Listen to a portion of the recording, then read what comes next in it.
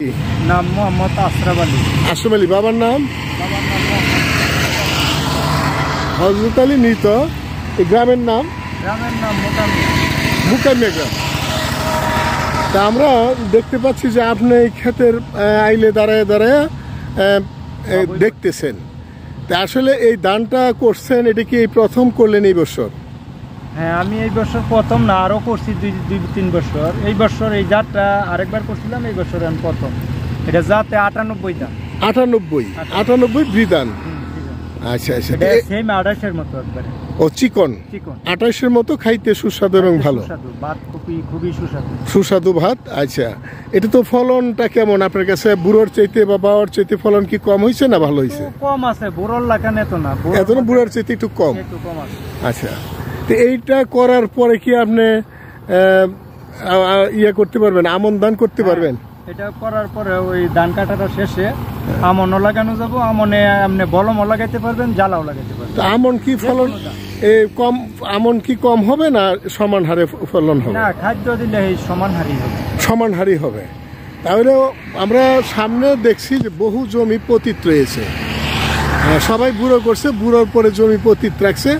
তা আমরা এই পাশেও যদি দেখি, এরকম পতিত না রেখে, অর্থাৎ জমি পতিত না রেখে যদি এই অন্তর্বর্তীকালীন যে ফসল আউশ দানটা করে, তাহলে কি কৃষক লাভবান হওয়ার সম্ভাবনা আছে না?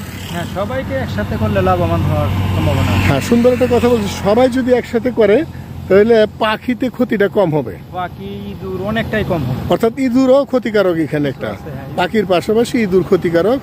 তো যদি সবাই করে তাহলে অন্তর্বর্তীকালীন ফসলও পাবে, এবং এটাতে আমার মনে হয় খরচ কি বেশি না কম? না, খরচ কম, খরচ তেমন। অর্থাৎ বাওয়া আমন এবং বুড়োর চাইতে তুলনামূলক হারে কম আছে এবং লাভজনক। এটা লাভজনক। ক্ষতিকারক দিক কি কি আছে? ক্ষতিকারক দিক আছে যে ইঁদুরে নষ্ট করে। এক নম্বর ইঁদুরে নষ্ট করে, অর্থাৎ বন্ধের মাঠে আর কোথায় ধান খেত নাই, খাদ্য নাই, ইঁদুরে ইঁদুরে এটাতে আসে এক। আচ্ছা, আর পাখি? পাখি তো বাবুই পাখি আসে, কিন্তু মাঠে অন্য জায়গার এই ধান নাই বিদায় একটা ক্ষেতের মাঝে তারা চাপ সৃষ্টি করে, এবং বাবুই পাখির থেকে যদি রক্ষা করা যায় তাহলে কৃষকের জন্য লাভজনক। হ্যাঁ, তো সুপ্রিয় ভিউয়ার্স, আমরা শুনতে পাইলাম যে এই যে অন্তর্বর্তীকালীন যে ফসল আপনার এই আউশ ফসলটা এখানে করেছে, এটা লাভজনক একটি ফসল। আপনাদেরকে আমরা একটু জুম করে দেখাচ্ছি। এই দেখেন, খুব চমৎকার ধান হয়েছে, সেরা ধান হয়েছে। এই ফসল যদি করা হয় তাহলে কৃষকরা লাভবান হবে। বুড়ো চাষের পরে যদি ধান কাটার 15 দিনের ভিতরে, কত দিনের ভিতরে আপনি লাগাইছেন এটা?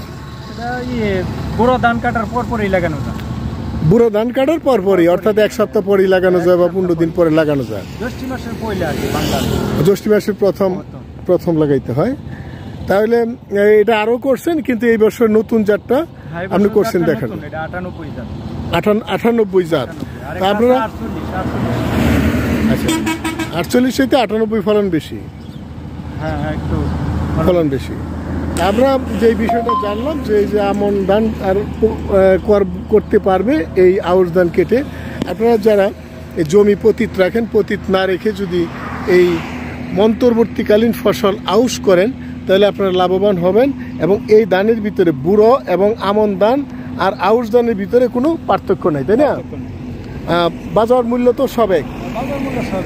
আমরা যে বিষয়টা একটু জানলাম যে এই যে আমন চাষি, আউশ চাষি যে রয়েছেন, তিনি বলছেন যে সকল ধানের সমহারে এই আউশ ধানের বাজার মূল্য রয়েছে। ধন্যবাদ সকলকে।